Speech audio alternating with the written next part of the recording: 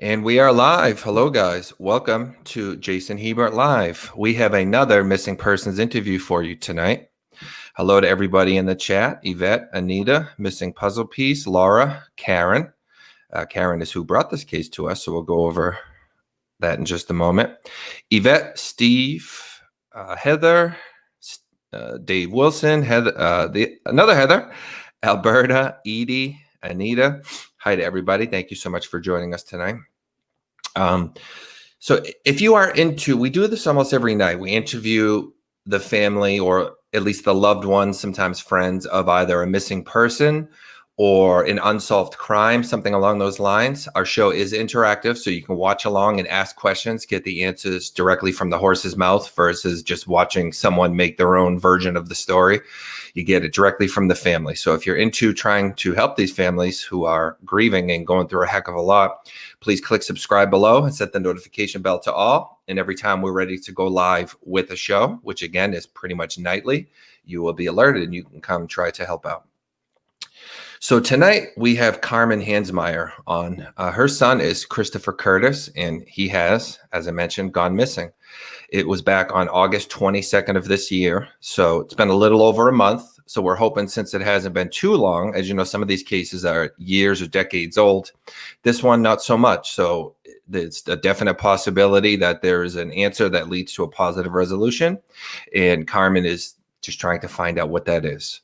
So we'll give it just another moment for a few more people to get the alerts, and then we will go over some of the specifics of Chris's case, show you some pictures, and then bring on Carmen. So shortly before his disappearance, Chris Kerdus was having a difficult time, unbeknownst to his mom, Carmen. This led to Chris going to stay with his dad. A night before Chris went missing on August 19th, the night before his disappearance, the police were called over an alleged altercation between Chris and his father.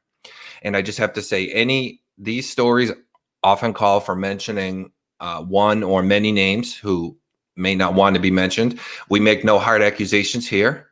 Everything that we say is alleged. These are just families trying to figure out and piece together what they know and trying to get answers. So again, everything is alleged.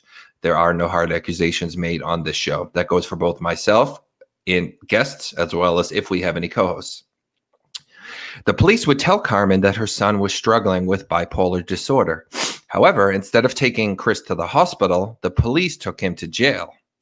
Though Chris was released the very next day, communication problems led Carmen to being under the impression that Chris had gone to stay with his sister. But in fact, nobody knew where Chris had went after being released, and he hasn't been seen since. Tonight, we have Chris's mother, Carmen Hansmeier, on to tell his story in the hopes that someone with information will come forward. So Carmen, thank you so much for joining us tonight. I just want to say I'm so sorry. I can't even imagine how hard it is to deal with, but we're going to do everything we can to try to help bring him home. Hi, thanks. Do you want to start by telling us a little bit about Chris and then lead us into the days before his disappearance and what we know from that day? Oh, and I'm sorry, before you get started, guys, let me just say, this was brought to us by Carmen Phillips. We will show her flyer. And also Be United is another group trying to help out with this and many other cases. Please check them all out. The links are below. Sorry, that's part of my intro. I forgot, Carmen. So yeah, can you tell us a little bit about Chris and then lead us into what we know? Okay. Well, Chris is 25 and he'd been struggling for a little bit, and I knew that he was, but didn't realize that it had gotten as bad as it had. He has been diagnosed as bipolar, and after everything came involved around, we realized that he was having a manic episode. And so the evening that he went missing, which was the 19th, or the police were called on the 19th. Things didn't go the way that we had meant for them to go. I had expected him to be taken to the hospital, and instead they took him to jail. I'm not real sure why things went the way they did. I haven't gotten super clear answers about it, but they did release him the very next day. And when they released him, nobody was called, nothing like that. I thought that his sister had him. And then as things went on, we realized that nobody had him. And he just basically walked away. He did not leave with his phone. He did not have medication. He did not have money. no driver's license, nothing with him. He just walked away, and we just don't know where he went or what happened. And every single person that he speaks to or is friends with, things have come up since then that I realized that his state of mind was much worse than we realized, and he was really struggling. But nobody, all his friends have been trying to find him. We've all been trying to find him, and he just is missing, and he just vanished. Okay, so if I understand correctly, the very last contact was before the arrest. No, not one person has talked to him since. No, not one person. The police took him that night. We do have camera footage of him being in the jail lobby being released, and it doesn't show him getting in a vehicle or anything like that. It just shows him walking. We do have a dog search right now that's going on, and the dog search, the only thing that they have said is that the dogs did catch a scent that led him to the highway. And then the scent ended there. They said he could have gotten a vehicle with somebody. They're not sure, and it's still ongoing, so we don't really have all of it yet. That's all we really know about that part of it. So we know that he left the jail okay, but we just don't know where he went, and that's really the end of it. Nobody's seen him, nothing since then. Did he have a phone on him where he would have been able to call someone to pick him up on the highway? Okay, no. Then No. Have you checked records of the jail to see if he called anyone to try to get picked up? Say, hey, I'm leaving now, meet me on the highway or in front of the store or something like that? I have not checked that, and that's something I will ask. I didn't think about that. No, Chris is known to be a hitchhiker. He's not afraid to hitchhike. Okay. So it is possible that is something that came up, but we just don't know for sure. Okay. So if you kind of envision a map with the police station in the center and draw a radius, where are the likely places, if you're Chris, that you leave jail? Who lives close to there? Where would you think? Again, we're making no accusations. We're just trying to figure it out. But where would you think, in his mind, the first place would be? I got to go. Is there anyone that lives near the jail? Well, his dad lives the closest to the jail, and he does have another friend, a really good friend that he was staying with at one time when this first came up, that he definitely was not at. We checked that out. He didn't go to him. That was his friend Travis, and Travis is just as worried as the rest of us. He has not seen him at all. His dad is close, but as far as we know, he didn't go back to his father's. That's kind of an ongoing investigation yet. We don't really know about that part of it. We just know that the scent led him to the highway. Could he have gone to his dad's from the highway? Yes. But did he? We have no idea. With knowing Chris the way I know him, he loves the mountains, and being as he was struggling, I don't know. Could he head for the mountains? He very well could. There was a conversation between him and his sister saying that he wanted to go to California, and that was maybe several weeks before then. It's possible that he could have tried heading that way.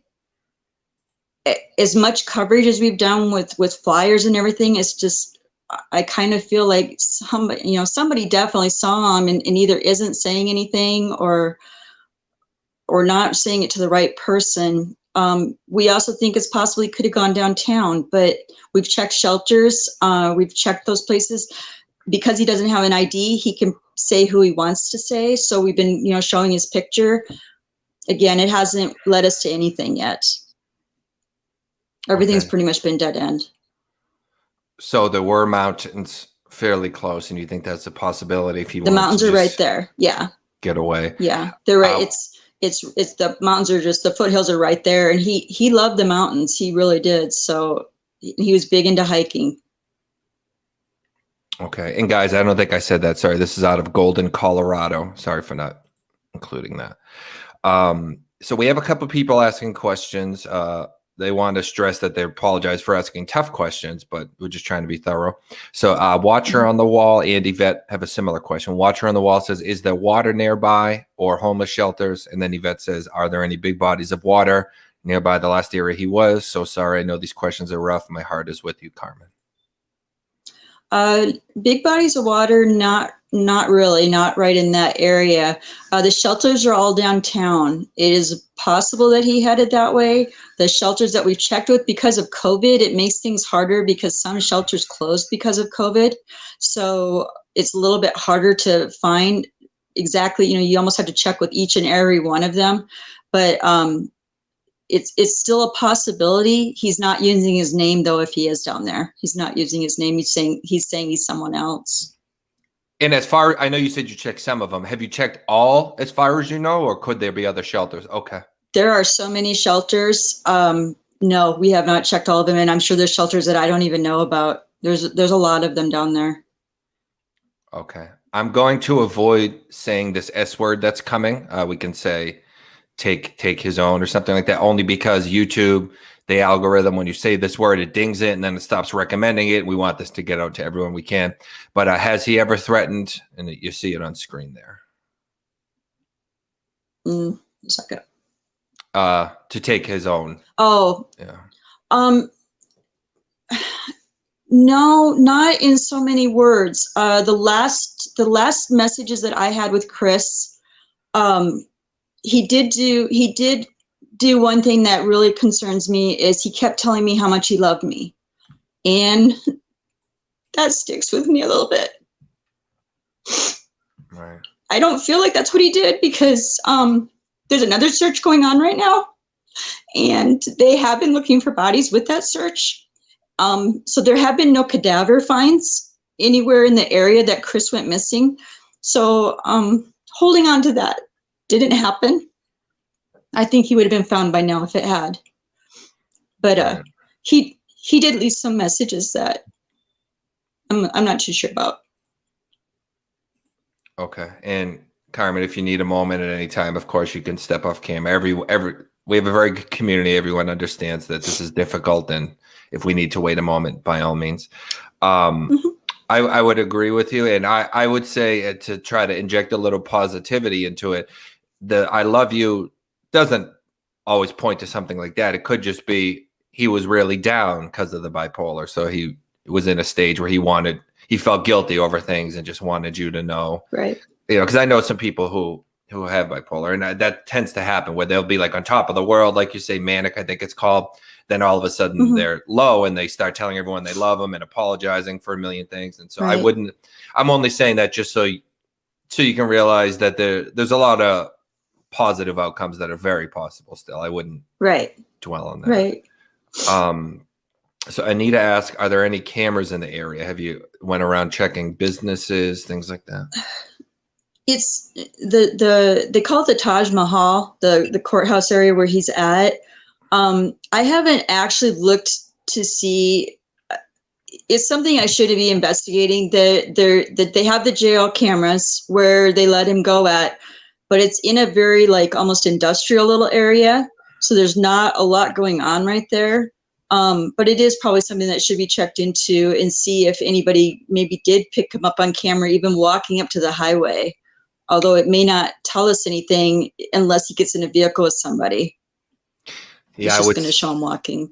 I would say try to get on that as quick as possible, because I've had a lot of cases where maybe they didn't know they were missing for a month, 2 months, 3 months, because, not everyone talks every single day to everyone in their life. Right.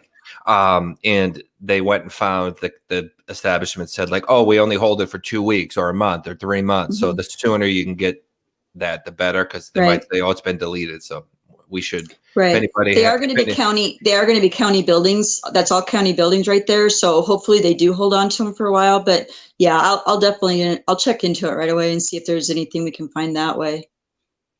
Okay. And I know you said that you had shown some pictures at the shelters, because since he doesn't have an ID, he could use any name. But Watcher on the Wall asked, have they allowed you to post any flyers? Not at the shelters. We haven't posted anything that's actually at the shelters. I do know we had a couple people down there that were posting flyers itself. There's actually several people down there. I can't exactly tell you where they put them all. I don't, and maybe they did put some at the shelters, but I don't think they did. I'm not sure. Okay. I do know there's an area in Golden that does need to be hit, though, that we've come to realize recently, that we need. I think I'm personally going to go down there as soon as possible and put some more flyers up right in that general area, because they're definitely there's somebody knows something, especially right down in that area. Absolutely. And I would say you kind of alluded to this anyways, but if the shelters don't allow you to post it, there's nothing that says you can't post it on a telephone pole outside it or somewhere where Right. people who go in that shelter are sure to see as they come and go. Exactly. Right. Missing puzzle piece says my uncle is bipolar and he walked one time from Oklahoma to Arizona. Wow. Wow. So I guess it's possible. I'm like that too. Sometimes I just need a long walk to clear my head. So, Right. maybe just needed to get away for a bit or something like that. But like you say, someone always knows something, whether it's one person or Right. 20. Right. And Chris is very recognizable. And when Chris is just being Chris, he gets along with everybody, and he makes friends everywhere. He plays music, he plays guitar, and that he didn't have his guitar with him though. But he very much is a person that can fit into a group. So that's one thing I'm struggling with, because I just feel like people have seen him. I'm just not hitting that right group yet. Right. So he of course this will vary based on his mood, but you'd say more Right. so he is the type to go with a group versus to be a loner for a long period of time. Well, honestly, it goes both ways. At times when he was staying at my home and he was going through a little bit of some depression in that, when his depression was at its height, he did tend to self-isolate. So if he is in that mode, yes, he will self-isolate and he will not be around anybody. But when his mood changes and he's feeling a little bit better, then definitely he has a lot of friends. He has a big circle, and the circle of friends that he has knew that he was having problems. I have spoken to a lot of them, and the one thing we've all come to the conclusion of is, please let his words just slide right now. He's just not himself right now, and everybody knows that. They might not have known at the time any more than I knew it at the time what was really going on, and it's just, everything's very unfortunate the way it fell together. Okay. And I know you said that he did tend to like to go into the mountains and stuff. So Sheena Yes. asked, did he have any survival training, or was it just more he'd go for the day kind of thing?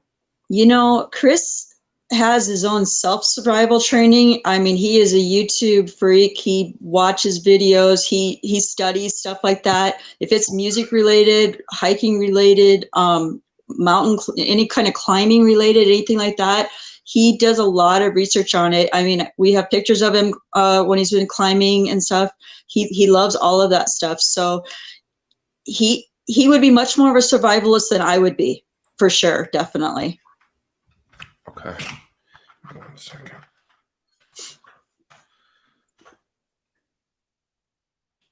Okay. And sorry about that. I had to respond to something. So Crime and Innocence says and asks, my 20-year-old is bipolar. It is very difficult. Has he ever traveled on his own to another state? If so, is there family and friends out of state? So I know you said he had talked about California, but has he ever actually done it?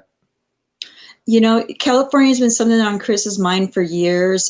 He's brought it up here and there. He's never done it. If there was a time to do it, I guess if you come out of the jail feeling really down and feeling like the world's on top of you, could it happen? Absolutely, it could happen. I just, anything at this point is possible. It's very possible that he started heading that way. It's possibly headed downtown. Everything's possible. We don't know. When I share his flyers, I mean, I literally ask everybody to share, because the reality is we just don't know. He could even have gone back to Iowa. We're from Iowa originally.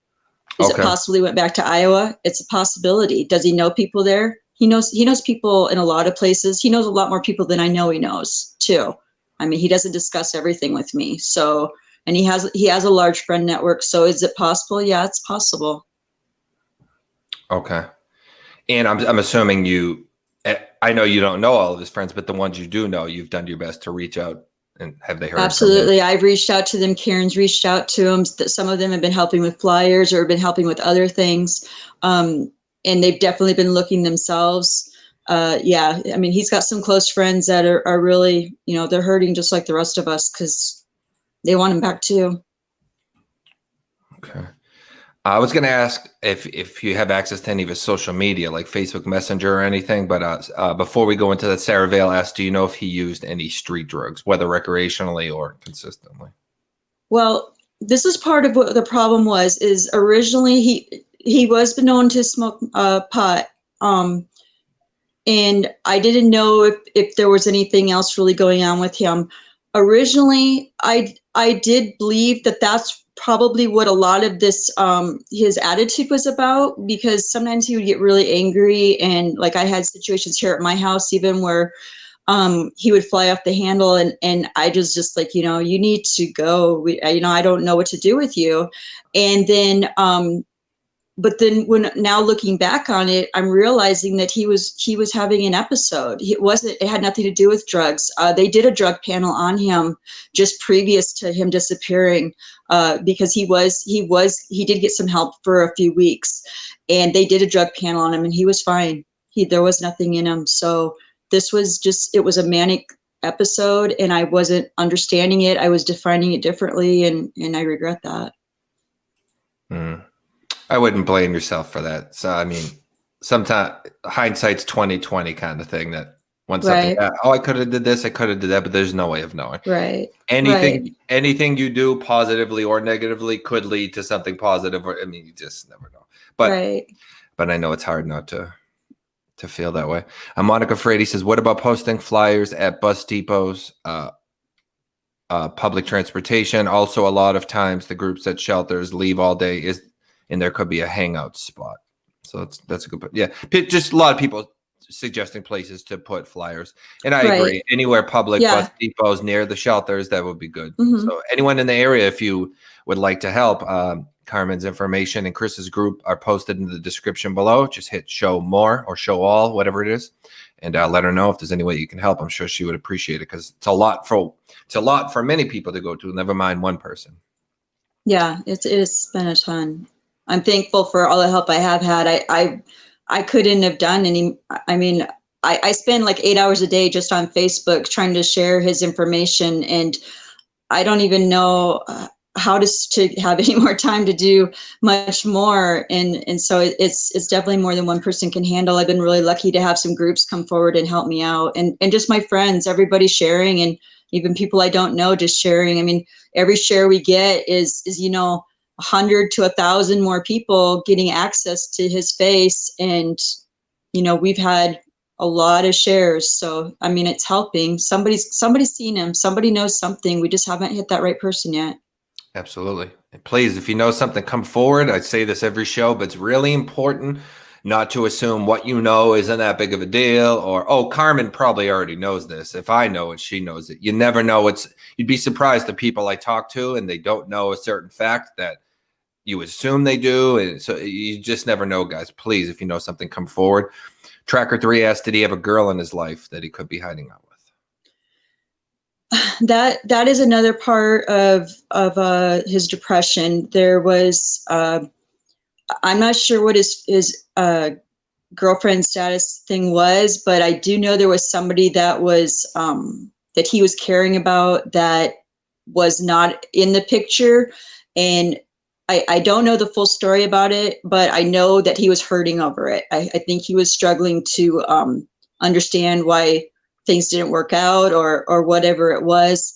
I just don't know enough about that part of it, and I don't know enough to really even follow anything up about it. I do know that he was having a hard time though with just a relationship in his mind. Anyway, I don't even know how to say it, but. So to be clear, this was an ex, or was it like he was dealing with rejection from someone, or what, do you know? I think they were seeing each other at one point, and then it turned into a rejection kind of thing. And I think he was struggling with dealing with that. I wish I knew more about it. That's one thing I've been very fuzzy on, and nobody really seems to know a whole lot about it. I just know that there was times when he was even staying with me where, you know, he's like me. He wears his heart on his sleeve, and he got hurt, and he wore it, and it was hard on him. Okay, well, it's understandable. I think we've all been through that for sure. Mm-hmm. Missing puzzle piece. She said, would he have hitched with someone he didn't know? You said he was pretty adept at hitchhiking. He thinks he's friends with the world. I mean, when he's in that mood, especially, he doesn't fear people very well, and sometimes it scares me. And I've expressed that to him multiple times. But he is one that's willing to get in a vehicle with people, and I think he tries to believe that everybody has good in them, and whether they do or not. And yeah, I've had many conversations with them about, please stop hitchhiking. It's not a necessity. Please don't. You can call for a ride. Right. For sure. I think he likes the adventure is what it is. Okay. Karen Phillips, who is one of your advocates, or probably your main advocate, and introduced us. She's amazing, guys. Check her out. It's East Texas Missing 8 and Beyond, I believe, Karen, right? Please correct us if not. So sorry, it's kind of a long name. But hers is the flyer we've been showing, hers and Be United, as well as Linda's. But so we have Watcher on the wall asking a few things. Has anyone checked bank records? And kind of a related question, did he have the funds, credit card, ATM card, etc. to go? What was his financial situation like? We'll ask it like that. No, he was struggling with work. He was getting a job, and he'd get really excited, and I would, he would talk to me and say, this is this is what's going on, and I got this really cool job, blah blah blah. But something just inside of him, because of the bipolar, he always struggled to hang on to a job, and so he was not working once he went to get some help at the hospital. The work stopped. He really couldn't work after that. Just between the fact that he was at the hospital, and then after the hospital, he was still struggling, and he hadn't been gone from the hospital that long before this happened. So he didn't have a job when he left. He was unemployed. So he didn't have any money with him. As far as I know, he had no money with him. Okay. Sheena Mandel says, I get the strong feeling he's very connected to nature. Are there any favorite places he loved as a kid and loved to visit? He loves to visit anything that has to do with nature. He's a fan of any of the foothills. I mean, anywhere that you can climb or hike. It's unfortunately he likes to go to Red Rocks. He does love to go out to Red Rocks and that. But anywhere there's mountains, and they're everywhere out here, so he could have gone anywhere with that. We just don't know. Okay.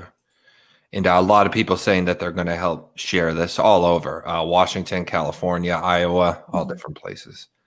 So, and thank you guys. That's what we do this for. So you guys are the reason that this is even worth it. All I can do is just bring them on, but you guys asking questions and sharing and posting is what gives everyone hope that this will be solved. So thank you so much to everyone in the chat. Sorry, I'm just kind of going through, trying to make sure we get all the Watcher says, I'm in Tennessee, but I have lots of friends from all over. I'll be sharing. Thank you so much, Watcher.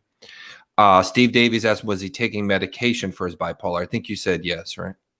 Well, he was taking medication for his bipolar, and I think one of the reasons he picked to go back to his dad's is because he knew the medication wouldn't be forced on him. He's not good about taking medication.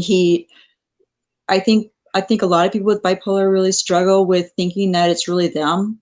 And I also think that Chris didn't like the way that medication made him feel. So he was fighting taking the medication. So I wasn't surprised at all that he didn't have it with him, because he doesn't really like to take it anyway. Okay. So he definitely doesn't have any with him. No. Okay. And he wasn't good about taking it every day. Obviously he didn't like it. I don't blame him. When he was forced to, he did, but he didn't like it. He did not like it at all. Okay. So would you like to, I know you've watched the show a few times, so we tried to do this next segment with everyone, even though I know it can be difficult, but it's, one of the most important. Would you like to speak directly to Chris if he's listening, or anyone who might have information? Would you like to get a direct message out to Chris or anyone? I just want Chris to know that we love him, and we really need to hear from him. We really do. even just to hear that he's okay. I mean, if I need to send him something or even come and get him wherever he is, I would drop everything and run. Just want to know that he's okay and that I'm always here for him. His family's always here for him, that we love him. We just need him home. Okay. You're doing an awesome job, Carmen. You really are.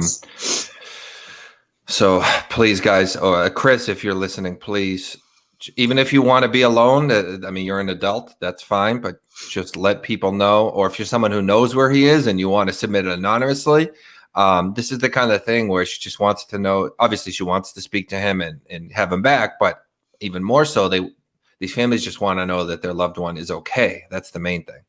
So if someone doesn't want to come forward because they feel like, oh, well, so-and-so is just trying to be alone right now, well, just let everyone know that they're safe. Just let everyone know they're safe. Right. Sarah Vale asked, did he play music with or no friends in Denver? Chris will play music anywhere. I mean, I've even taken him up to the hill in Central City before, and we've gone and had fun for the night, and he brings his guitar along, and then when he runs out of money, he sits around and plays music for people. So, I mean, he loves playing music. If he has a guitar or somebody has a guitar with them, he'll ask to use it. So definitely, he's very connected to music, right? He was writing his own music, and I think a lot of his music was talking about his own pain. So yeah, he's definitely very, very music driven. I always thought if I could play music, I would be the guy that would do that, like just grab a guitar and go to the corner and play. I always thought that would be interesting. Yeah. I just That's can't Chris. think for crap. That's Chris. Chris self-taught himself everything. I mean, he took some guitar lessons, but he's self-taught. He's very smart. He's very smart, and he had such a love for music. I mean, he really does. So yeah, I could see him anywhere. If he saw a homeless man with a guitar sitting somewhere, he would definitely sit down beside him and ask to play some music with him, for sure. That's awesome. Okay. Be United. Oh, okay. Yeah. Everyone just saying share and like, guys. Comment, like, share, subscribe, all that stuff, please. Sarah Vale asks, maybe you could ask record stores in Denver and Boulder to post the flyer, mail or fax it to them. That'd be a good idea since he might frequent. That is a good idea. Yeah. Okay. Yeah, that's a very good idea. Yeah. So, well, anyone who can help, let's try to cover, public places, shelters, bus stops, music stores. You said he had, and again, to me, this is no big deal at all, but marijuana. Would he likely be visiting like shops to try to buy it or something? I was trying to think of places he might frequent that we could post the flyers. He was always really in and out of it. I mean, there were times when he would say, I'm not doing it anymore. It's not, I don't like the way it's making me feel. But then, a month or two later, he would be doing it again, and maybe it would be solving his issues a little bit for the time period. I think he was more self-medicating with it, trying to, ease things in his mind that way. He wasn't addicted to it because it wasn't a problem for him to stop here and there, but he would definitely hang with people that had that going on. Now he was actually against, there was a lot of drugs that he was actually very against. So marijuana is really the only thing I can see him going to. I can't see him going to anything else.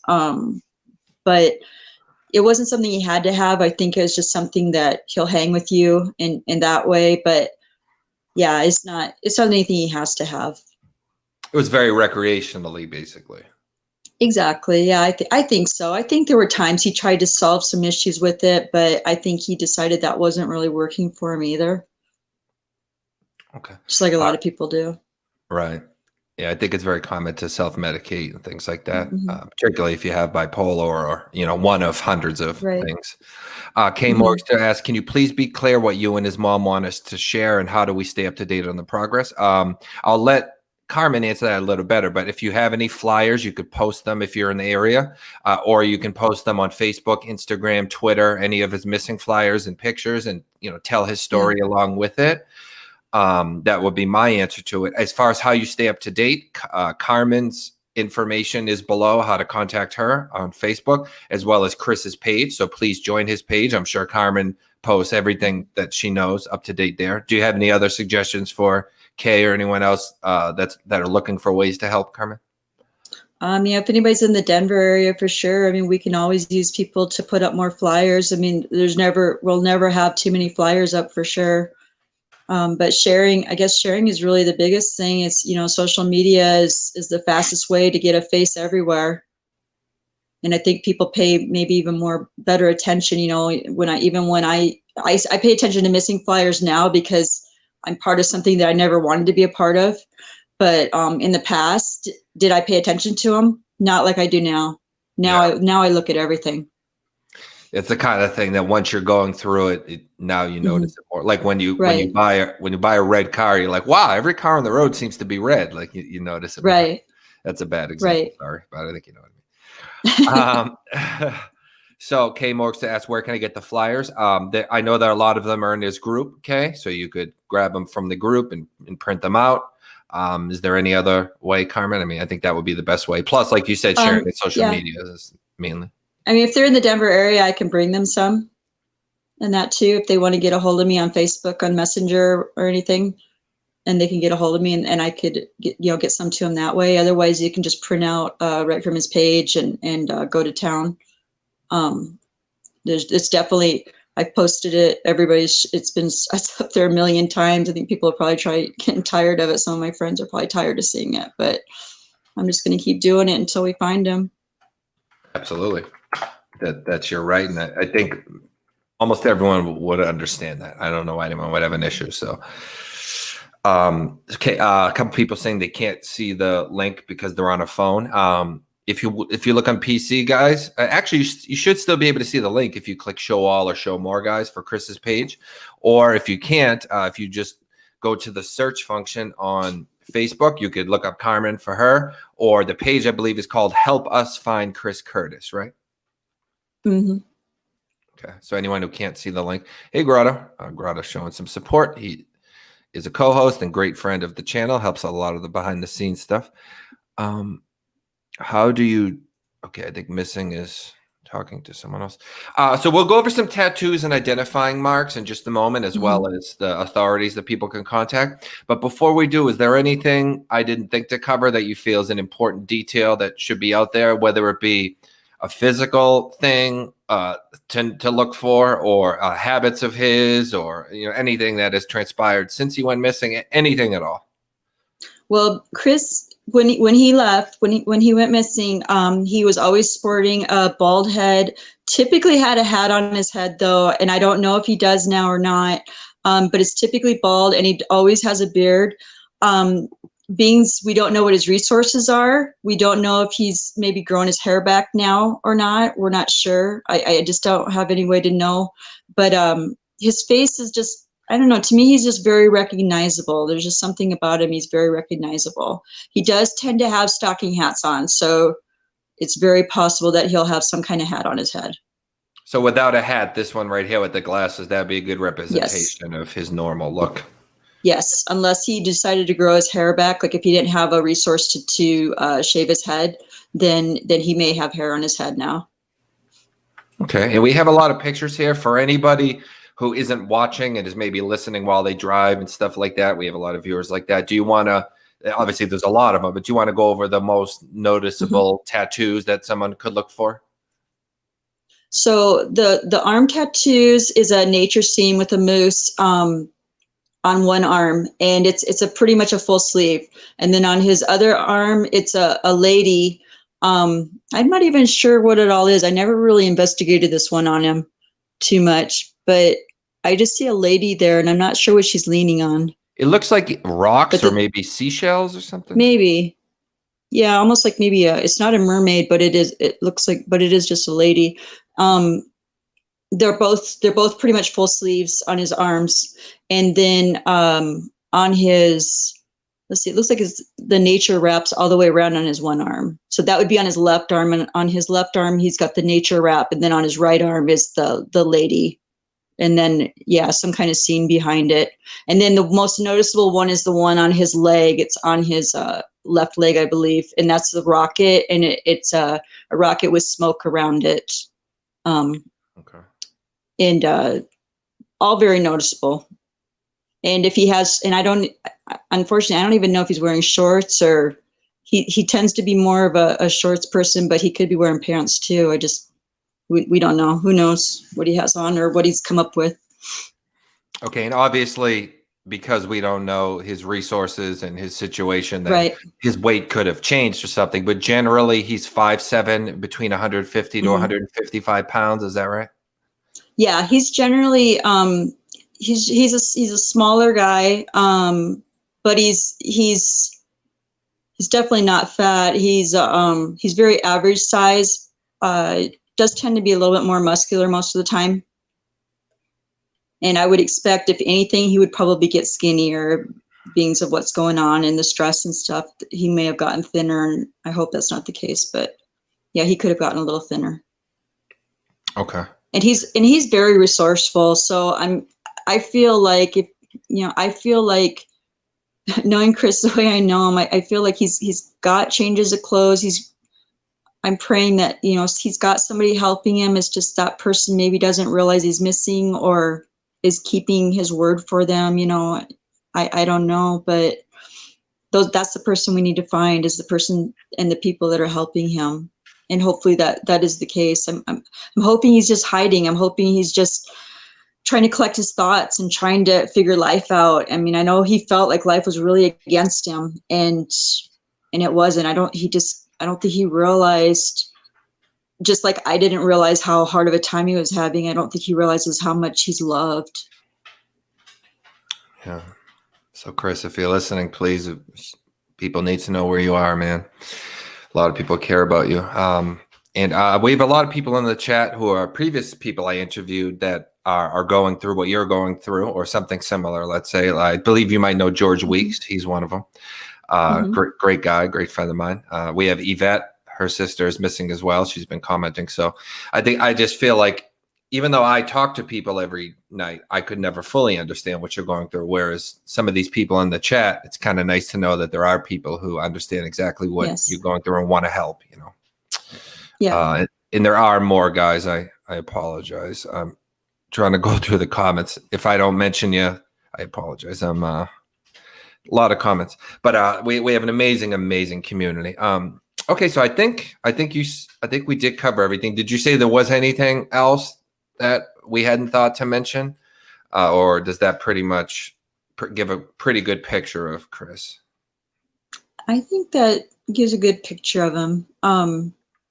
He's a really nice kid. Even if he's down and out, he's still going to be polite to you. He's very loving. He has a lot of love to give. I'm just hoping he's safe. That's my biggest thing, is hoping he's safe, and then hoping he didn't give up. So please, guys, share, get this story out. And so you have the links for Carmen below. If you don't see them, click show more, or try to look at from a different device or something, I guess, but they are there. Here's all his information now. So if you need to contact her, you have her information below. You can also contact Detective Smoker, Smoker, of the Jefferson County Sheriff's Office. The phone number is 303-271-0211. And it's missing person case number J like Jason, C like Colorado, 20-16424. And look up Help Us Find Chris Kerdus on Facebook. You'll find Carmen there. And please share this, get the word out, guys, and do what you do and help spread it. Carmen, you did amazing. Chris is very proud of you. And I pray we can bring him home, and there's some kind of misunderstanding, and everything works out for the best. But I'll do everything on my part. I hope so too. Thank you. All right, thank you. Well, let's run through his photos one last time, guys, and we will finish up here. So this is him. Please, again, we don't know. We don't know his resources. We don't know if he's currently homeless or staying with someone else or something like that. So his look may have changed, including his weight. So please keep in mind when you see him. But one last time, his tattoos are: left arm has a sleeve of a nature scene in black ink. Right arm has a sleeve of a woman in black ink, and the nature scene is a moose. Left inside calf has a rocket ship with green wings and red flames going into an ankle band of smoke coming from the rocket. So those are he's recognizable in general, but those tattoos are also very recognizable. So, all right, Carmen, thank you so much. I'm going to go get to work putting this everywhere I can. You did amazing. Okay. Thank you. All right. Thank you. All right. Thank you, everyone. Everyone, have a good night. Please click subscribe, set the notification bell to all. We do this almost every night. Try to help ask questions and help bring some closure to these grieving families. Have a great night, everyone. Thank you so much for joining Jason.